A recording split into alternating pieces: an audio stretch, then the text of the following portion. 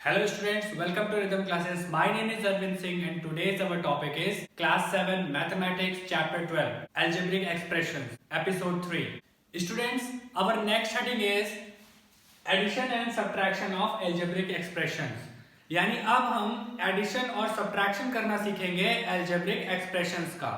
यानी algebraic expressions को आपस में कैलकुलेट कैसे करना है, उसको ऐड कैसे करना है, उसको सब्ट्रैक्ट कैसे करना है, ये सब हम इस टॉपिक में सीखेंगे। ठीक है, तो किसी भी एल्जेब्रिक एक्सप्रेशन को ऐड करने से पहले सबसे पहले हम सिंपल से कुछ रूल्स समझ लेते हैं। स्टूडेंट, लास्ट एपिसोड में आपने देखा था कि हमने लाइक और अनलाइक टर्म को सीखा था। वो बहुत ही इंपॉर्टेंट है एडिशन और सब्ट्रैक्शन के केस में। ठीक है, लाइक टर्म और अनलाइक टर्म्स को सबसे पहले हमें आइडेंटिफाई करना होगा, तभी हम उसमें ऐड और सब्ट्रैक्ट कर सकते हैं। एक चीज सबसे पहले आप समझ लो कि केवल लाइक टर्म्स में ही एडिशन और सब्ट्रैक्शन होते हैं। यानी अलजेब्रिक एक्सप्रेशन के केस में केवल लाइक टर्म्स में ही हम उसको ऐड और सब्ट्रैक्ट करेंगे।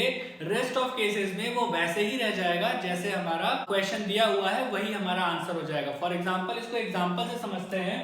सपोज आपके पास अगर है a प्लस ए, तो यानी हमारे पास दो ऐसे टर्म्स हैं जो कि लाइक टर्म्स हैं। ठीक है, लाइक टर्म्स हैं तब इनका ऐड हो जाएगा 2a।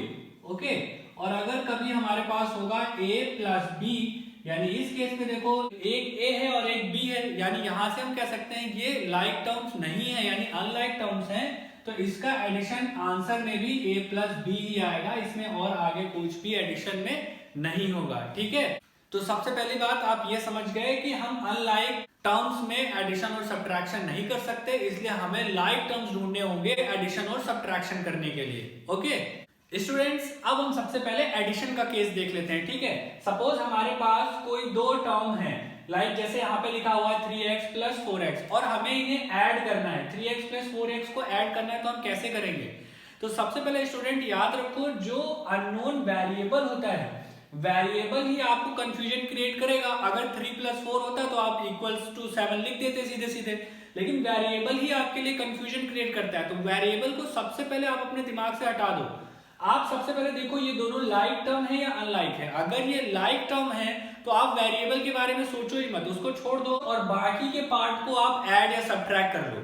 यानी कि बाकी बचा क्या पार्ट है, जैसे यहाँ पे हमारे पास लाइक टर्म था तो वेरिएबल है x। अब x के बारे में अगर हम ना सोचे तो बाकी पार्ट क्या बचा, 3 प्लस 4।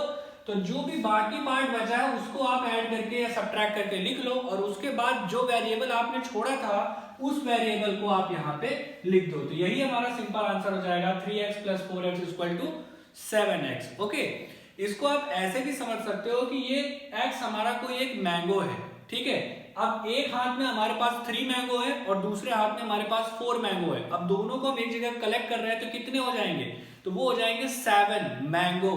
तो यानी 7 हो जाएंगे, 3 प्लस 4 7, लेकिन क्या मैंगो। तो याद रखना, जब ये आपस में कलेक्ट किए जाते हैं तो वो अननोन वेरिएबल्स को वैसे ही लिख देते हैं हम, और न्यूमेरिकल पार्ट को हम ऐड करके लिख देते हैं। ठीक है, नाउ इस कंडीशन में अगर हम देखें, यहाँ पे हमारे पास 8xy plus 4xy plus 2xy, इस कंडीशन में सबसे पहले हम देखेंगे कि क्या हमारे पास जो टर्म्स दिए हुए लाइक टर्म्स हैं या अनलाइक है। तो हम देख सकते हैं ये सारे के सारे लाइक टर्म्स हैं।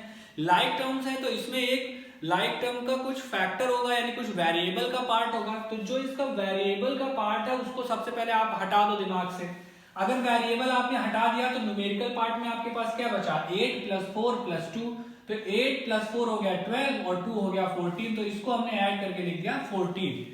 अब जो हमने अपने दिमाग से जो वेरिएबल हटाया था, वेरिएबल क्या था, xy xy xy, यानी सभी जगह xy xy xy था, तो हमारे आंसर में भी क्या आ जाएगा, xy।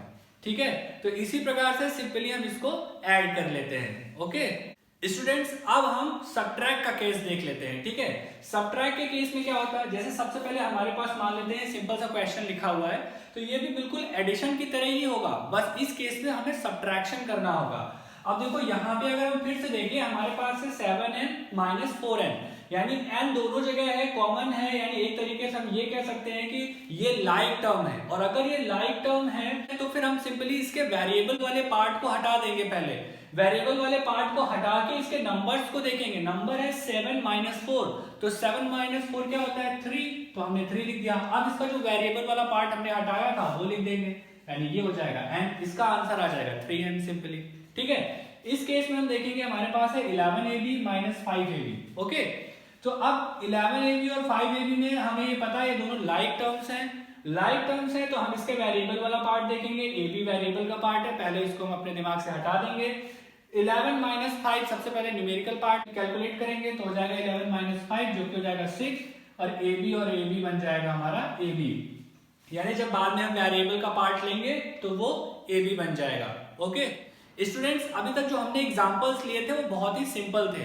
ठीक है, अब हम धीरे धीरे कॉम्प्लेक्स एग्जांपल्स की तरफ चलेंगे, यानी अब हमारे धीरे धीरे एग्जांपल थोड़े टफ होते जाएंगे। तो अब हम देखेंगे अगर हमारे पास कभी ऐसा क्वेश्चन आ जाए तो हम इसको कैसे करेंगे। Add 3x plus 11 and 7x minus 5, यानी हमें ऐड करना है किसको, 3x प्लस 11 को किसमें ऐड करना है, 7x माइनस 5 में। ठीक है स्टूडेंट, याद रखना एडिशन के केस में हम इसमें डायरेक्टली जहां एंड होता है वहां पे ऐड लगा देते हैं और इसके अलावा कोई चेंजेस नहीं होते हैं। ठीक है, अब यहां से अगर हम देखेंगे तो स्टूडेंट सबसे पहले हमें यहाँ पे फाइंड आउट करना होगा लाइक टर्म्स कौन कौन से हैं। तो जैसा कि हम देख सकते हैं 3x और 7x हमारा लाइक टर्म है, तो हम 3x और 7x को एक साथ लिख के यानी एक साथ कैलकुलेट करेंगे, और जो हमारा अनलाइक टर्म है यानी दूसरे कंडीशन में अगर हम देखेंगे हमारे पास 11 और माइनस 5 है जो कि एक न्यूमेरिकल वैल्यू के साथ है, तो इसको हम अलग कैलकुलेट करेंगे। ओके, तो चलो एक एक करके कैलकुलेट करते हैं। जैसे 3x और 7x दो हमारे पास लाइक टर्म है ये और ये, इस कंडीशन में हम कह सकते हैं 3x और 7x का ऐड करेंगे तो 7 और 3 हो जाएगा 10 और x यानी ये हो जाएगा 3x plus 7x equal to 10x। Okay, और 11 और माइनस 5, अब हमारे पास ये दो टर्म्स बचे हैं, एक है 11 एक है माइनस का 5, 11 प्लस का माइनस का 5, तो ऐसी कंडीशन में हम 11 माइनस 5 करेंगे तो हमारे पास आ जाएगा प्लस का 6। अब जो हमारे पास कंडीशन आ रही है इसको अगर हम देखें तो इसमें दो टर्म्स हैं लेकिन ये दोनों ही अनलाइक टर्म्स हैं, तो ये ऐड नहीं होंगे, यही हमारा आंसर हो जाएगा। तो फाइनली यही हमारा आंसर हो जाएगा। ओके स्टूडेंट्स, इसी क्वेश्चन में एक चीज और आप ध्यान से देख लो, जैसे कभी सपोज मान लो 3x प्लस 11 प्लस 8z भी होता है यहाँ पे, तब हम इसको कैसे करते, तो बिल्कुल सिंपल प्रोसेस है। जब यहाँ पे 3x प्लस 11 आया था तो यहीं पे एक जगह और आ जाती है, वो होता है 8z और प्लस ये ऐड कर देते। अब हमने लाइक टर्म को ऐड किया और ये वाले टर्म भी आपस में सब्ट्रैक्ट होके यानी 11 माइनस 5 भी आ गया 6। अब ये हमारे पास 8z बचा हुआ है, 8z जो हमारे पास बचा हुआ है इसका कोई भी लाइक टर्म इसमें एक्सप्रेशन में है ही नहीं, तो जब लाइक टर्म नहीं है तो ये सिंपली ऐसा ही आंसर में आ जाएगा, तो ये हो जाएगा हमारा आंसर। यानी कभी ऐसी कंडीशन में कुछ ज्यादा टर्म्स हो एक तरफ कम टर्म्स हो तो इससे कोई फर्क नहीं पड़ता है, जिस चीज का लाइक टर्म हमें मिलेगा उसको हम ऐड या सब्ट्रैक्ट कर देंगे, जिस चीज का लाइक टर्म नहीं मिलेगा वो सिंपली वैसा ही आंसर में आ जाएगा। ओके स्टूडेंट्स, अब नेक्स्ट एग्जांपल ले लेते हैं। सपोज हमारे पास अगर कभी ऐसा क्वेश्चन आ गया subtract a minus B from 3a minus B plus 4, तो इस क्वेश्चन को हम कैसे करेंगे। इस क्वेश्चन को करने से पहले स्टूडेंट सबसे पहले एक चीज ये याद रखो कि जब भी कभी कहेगा सब्ट्रैक्ट दिस फ्रॉम दिस, यानी कि फ्रॉम जब लगा के जो दूसरी कंडीशन देगा तो यानी उस कंडीशन को हमें पहले लिखना होता है। यानी अगर आपने इसको ऐसे लिख दिया a minus b minus 3a minus B plus 4, तो ये क्या होगा, ऐसे लिखने पर ये गलत हो जाएगा, यानी ये कंडीशन हमारी रॉन्ग हो जाएगी। ये कह रहा है सब्ट्रैक्ट दिस फ्रॉम दिस, तो यानी ये वाली जो कंडीशन है इसको हमें पहले लिखना होगा, यानी ये वाला एक्सप्रेशन हम पहले लिखेंगे 3a माइनस बी प्लस 4, ये एक्सप्रेशन हम पहले लिखेंगे, फिर माइनस का सिंबल लगाएंगे और फिर पहले वाला एक्सप्रेशन लिखेंगे, वो है a माइनस बी। स्टूडेंट्स एक चीज और याद रखना यहाँ पे कि जब भी कभी सब्ट्रैक्ट का केस आप कर रहे हो तो उसमें ब्रैकेट लगा लेना, ब्रैकेट लगाने से गलती होने के चांसेस कम हो जाते हैं। देखो इसमें प्रॉब्लम क्या होती है, अगर आप यहाँ पे ब्रैकेट नहीं लगाओगे तो ये होता क्या है कि ये कंडीशन कुछ ऐसी बन जाती है like 3a minus B plus 4 minus a minus b हो जाता। तो ऐसी कंडीशन पे क्या होगा कि जब आपने सिंपली सीधे माइनस का सिंबल लगा दिया, ब्रैकेट नहीं लगाया, तो a नेगेटिव हो गया और b जो है वो भी नेगेटिव हो गया। लेकिन रियल में ऐसा नहीं है, रियल में जब हम ब्रैकेट लगा के इसको सॉल्व करेंगे तो उसमें होता क्या है कि a तो हमारा पॉजिटिव नेगेटिव का मल्टीप्लाई होकर नेगेटिव हो जाता है, लेकिन नेगेटिव नेगेटिव का मल्टीप्लाई यहाँ पे b पॉजिटिव बन जाता है, यानी माइनस माइनस का मल्टीप्लाई प्लस में b आता है। तो इस वजह से ये प्रॉब्लम हो जाती है। तो इस वजह से बेहतर रहेगा कि सब्ट्रैक्ट का केस करते समय आप सीधे उसमें ब्रैकेट लगा लो। ब्रैकेट लगाने से जब आप ब्रैकेट ओपन करोगे तो आपको ऑटोमेटिकली समझ आ जाएगा कि कौन सा सिंबल कहाँ पे चेंज हो जाएगा। ओके, तो स्टूडेंट्स अब हम इसको सॉल्व करेंगे। तो सिंपली जब हम इसको सॉल्व करेंगे तो कैसे हो जाएगा, सिंपल वे में हम लिख सकते हैं 3a minus B plus 4। Okay, अब ये माइनस का साइन यहाँ पे है, माइनस का साइन जब ब्रैकेट ओपन होगा तो माइनस और प्लस का मल्टीप्लाई माइनस बन जाएगा, यानी माइनस का a और माइनस माइनस का मल्टीप्लाई प्लस हो जाएगा, यानी यहाँ पे ये हो जाएगा प्लस b। अब ये हमारे पास एक एक्सप्रेशन आ गई है। अब इस एक्सप्रेशन में कई सारे टर्म्स हैं, अब हम इसमें लाइक टर्म्स को ढूंढेंगे और उनको आपस में ऐड और सब्ट्रैक्ट कर देंगे और वही हमारा आंसर हो जाएगा। तो चलो ढूंढते हैं। हमारे पास यहाँ पे 3a और ये है a, यानी ये एक टर्म और एक टर्म ये लाइक टर्म है 3a माइनस a। अब 3a में से 1a माइनस हो रहा है तो क्या बचेगा, 2a बचेगा। ओके, दूसरा ढूंढते हैं। तो हमारे पास b है माइनस का और b है प्लस का। कोई भी चीज अगर हमारे पास माइनस की भी उतनी हो और प्लस की भी उतनी हो तो सिंपली उसको कैलकुलेट करते समय वो जीरो हो जाती है, यानी वो कट जाती है, तो वो हो जाएगा जीरो। और हमारे पास बच क्या रहा है, बच रहा है प्लस का 4। प्लस के 4 के साथ कैलकुलेट करने के लिए हमारे पास कोई और न्यूमेरिकल वैल्यू नहीं है, इसलिए बचेगा प्लस 4। तो यानी फाइनली यहाँ से हम ये कह सकते हैं कि हमारा आंसर हो जाएगा 2a प्लस 4। यही इस एक्सप्रेशन का सब्ट्रैक्शन का आंसर हो जाएगा। ओके स्टूडेंट्स, अब हमने लगभग सभी प्रकार के एक्सप्रेशन का एडिशन और सब्ट्रैक्शन करना सीख लिया है। अब आपको कोई भी क्वेश्चन आएगा तो आप सिंपली उसको कर सकोगे। लेकिन एक लास्ट एडिशन और सब्ट्रैक्शन और देख लेते हैं। इसमें क्या है, इसमें कंबाइंड रूप से एडिशन और सब्ट्रैक्शन आया हुआ है और थोड़ी बड़ी एक्सप्रेशन भी है। तो इस एक्सप्रेशन को भी कर लेते हैं, तो इससे हमें पूरी तरीके से ये टॉपिक समझ में आ जाएगा। ओके, तो कभी अगर ऐसी कंडीशन आपको मिलेगी तो आप इसको कैसे सॉल्व करोगे, तो प्रोसेस बिल्कुल सेम है। सबसे पहले आपको लाइक टर्म्स ढूंढने हैं। तो अगर मैं 12m स्क्वायर के साथ लाइक टर्म ढूंढूं तो कौन सा होगा, ये हो जाएगा 4m स्क्वायर। ओके, और कोई इसके साथ लाइक नहीं है तो हम सबसे पहले इन दोनों को कैलकुलेट करेंगे। तो ये हो जाएगा 12m square minus 4m square, यानी यहां से ये माइनस हो जाएगा, बचेगा 8m स्क्वायर। ओके, उसके बाद अगर मेरे पास सेकेंड टर्म में देखूं तो है माइनस 9m। तो अब इसके साथ लाइक टर्म ढूंढेंगे तो वो हो जाएगा प्लस का 5m माइनस का 7m, यानी यहाँ पे ये वाला टर्म और ये वाला टर्म आपस में लाइक टर्म है। तो इस कंडीशन में हम -9 प्लस 5 और -7 को आपस में कैलकुलेट करेंगे तो -9 और -7 ऐड हो जाएंगे माइनस का 16 और प्लस का 5 उसमें सब्ट्रैक्ट हो जाएगा तो बचेगा माइनस का 11m। यहां से हमें ये मिलेगा। अब इसके बाद अगर हम आगे बढ़ते हैं तो ये सारे टर्म्स को हमने ऑलरेडी यूज कर लिया है, ये टर्म्स हमारा लास्ट में बच रहा है। अब इस न्यूमेरिकल वैल्यू के साथ कोई और दूसरी न्यूमेरिकल वैल्यू इस एक्सप्रेशन में नहीं है, तो यही हमारा सिंपली इसमें +10 आ जाएगा। इस तरह से हम कह सकते हैं कि इस एक्सप्रेशन का एडिशन और सब्ट्रैक्शन करने के बाद हमें फाइनली ये आंसर मिलेगा। Okay students, our next heading is finding the value of an expression, यानी अब हमें किसी अलजेब्रिक एक्सप्रेशन की वैल्यू निकालनी होगी। अब इसकी वैल्यू हम निकालेंगे कैसे, एक्चुअली होता क्या है, इसमें आपको सिंपली एक एक्सप्रेशन दी होगी और एक उसमें यूज हुए वेरिएबल्स की कोई वैल्यू दी होगी और उस वैल्यू को पुट करके आपको उस एक्सप्रेशन की वैल्यू निकालनी होगी। ठीक है, फॉर एग्जांपल मान लेते हैं आपको एक्सप्रेशन दी हुई है x + 4। अब इस एक्सप्रेशन में आपको बोल देगा कि आपको एक्सप्रेशन दी हुई है x + 4, इस एक्सप्रेशन की वैल्यू निकालो फॉर x = 2, यानी x = 2 के लिए इस एक्सप्रेशन की क्या वैल्यू होगी।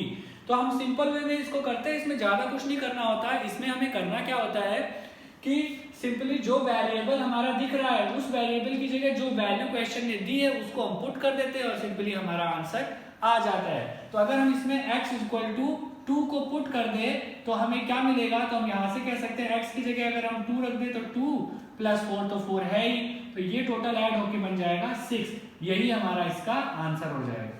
ठीक है, तो इस तरीके से हम सिंपली इसकी वैल्यू निकाल सकते हैं। ओके, सपोज अगर यही कोई दूसरा एग्जांपल ले लेते हैं। इसमें सपोज अगर कभी लिखा हुआ है 4x - 3, ऐसा कोई एक्सप्रेशन लिखा है और इस एक्सप्रेशन में आपको बोले कि find out the value of this expression for x = 2। x = 2 के लिए इसकी वैल्यू क्या होगी, तो इसकी वैल्यू आप कैसे निकालोगे, सिंपल वे में x की वैल्यू यहाँ पे पुट कर दो, जो भी आंसर आएगा वही इसकी वैल्यू हो जाएगी। तो चलो पुट कर देते हैं, ये हो जाएगा x और 4 के बीच में कोई भी सिंबल नहीं है, तो यानी मल्टीप्लाई का केस है। तो यहाँ पे हम मल्टीप्लाई लगाएंगे, उसके बाद x की वैल्यू रख देंगे 2 - 3। अब ये हम BODMAS के रूल के अकॉर्डिंग सॉल्व करेंगे, तो पहला मल्टीप्लाई हो जाएगा, तो पहले मल्टीप्लाई करेंगे 4 × 2 it becomes 8 एंड -3। तो अब इसके बाद इसको हम 8 - 3 जब करेंगे तो हमारा फाइनली आंसर मिल जाएगा 5। ओके, तो बहुत ही सिंपल है, लेकिन एक और एग्जांपल इसका देख लेते हैं। कुछ डिफरेंट एग्जांपल्स के साथ इसको समझ लेंगे तो फ्यूचर में कभी कंफ्यूजन क्रिएट नहीं होगी। ओके, सपोज हमारा नेक्स्ट एग्जांपल है 100 - 10x³। ऐसा कोई एग्जांपल है तो हम इसको कैसे करेंगे, और इसमें भी अगर आपको एक्सप्रेशन की वैल्यू निकालनी हो फॉर x = 2, यानी x की वैल्यू 2 दी हुई है और उसके अकॉर्डिंग आपको एक्सप्रेशन की वैल्यू निकालनी है, तो कैसे निकालोगे? सिंपल वे, ये हो जाएगा 100 - 10 × x³ यानी x की जगह वैल्यू रखेंगे तो ये हो जाएगा 2 की होल क्यूब। ठीक है, अब इसको सॉल्व करेंगे तो ये हो जाएगा 100 - 10 × 2 की क्यूब क्या हो जाएगी? 2 की क्यूब होती है 2 × 2 = 4, 4 × 2 = 8, यानी इट बिकम्स 8। और यहां से इसको आगे सॉल्व करेंगे, इट बिकम्स 100 - 80, 10 × 8 = 80, और इसको और आगे सॉल्व करेंगे तो ये हो जाएगा 20। यही हमारा आंसर हो जाएगा।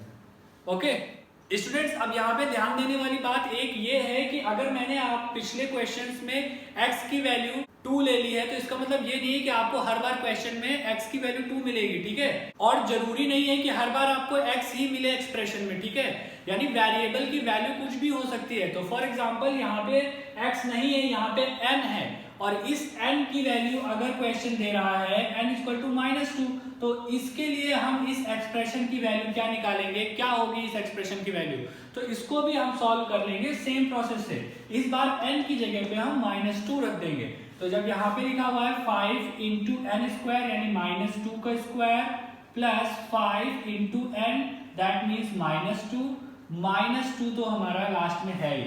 अब इसको और आगे सॉल्व करेंगे, इट बिकम्स 5 × -2 बिकम्स 4, और इसके बाद 5 × -2 और 5 का जब मल्टीप्लाई होगा तो ये हो जाएगा -10। ओके, और यहाँ पे हमारे पास -2 है, और इसको आगे सॉल्व करेंगे, it becomes 5 × 4 becomes 20, and here अगर हम -10 और -2 को ऐड कर दे तो ये हो जाएगा -12, और यहां से अगर हम देखेंगे इसको सिंपल करके लिखेंगे तो ये हमारा आंसर बन जाएगा 8, यानी n = -2 के लिए इस एक्सप्रेशन की वैल्यू हो जाएगी 8। ओके, कभी कभी एक्सप्रेशन हमारा ऐसा भी आ सकता है स्टूडेंट, जरूरी नहीं है कि एक ही वेरिएबल आए, कभी कभी हमारे 2 वेरिएबल, 3 वेरिएबल या इससे ज्यादा वेरिएबल भी आ सकते हैं। तो ऐसी कंडीशन पे इसकी वैल्यू हम कैसे निकालेंगे? फॉर एग्जांपल यहाँ पे अगर a = 3 है और b = 2 है, और आपको ये वैल्यू पुट करके इस एक्सप्रेशन की वैल्यू निकालनी है, तो आप कैसे निकालोगे? तो हम सिंपली इसकी वैल्यू रख देते हैं, तो a की वैल्यू 3 रखेंगे, इट बिकम्स 3² प्लस 2 × 3, a की जगह पे इंटू b की जगह पे 2 plus b² that means 2⁻²। Now अब इसको सॉल्व करेंगे, ये हो जाएगा 3² that means 3 × 3 = 9 plus 2 × 3 6, 6 × 2 = 12 plus 2² that means 4। अब हम इसको फाइनली ऐड करेंगे तो ये हो जाएगा 9 12 21 4 25, और यही हमारा आंसर हो जाएगा। ओके स्टूडेंट्स, अब आपको ये टॉपिक पूरी तरीके से समझ में आ गया होगा, but if you still have any confusion on this topic then feel free to tell us. Thank you, Jai Hind.